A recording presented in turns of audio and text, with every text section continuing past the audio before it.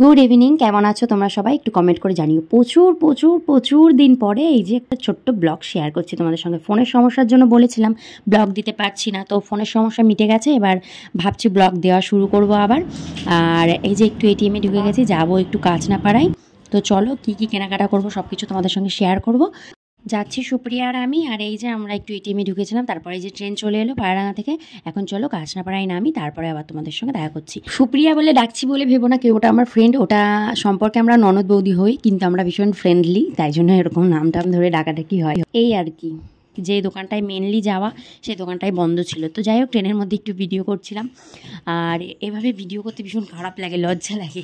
তো যাই হোক চলো, এখন টুকটুক করে হেঁটে যাচ্ছি। আজকের মানে বেরোনোটা একদমই ফালতু হয়ে গেছে, তার কারণ অর্ধেক কাজ হয়েছে অর্ধেক কাজ হয়নি, মানে আমাকে আবার পরে আসতে হয়েছে।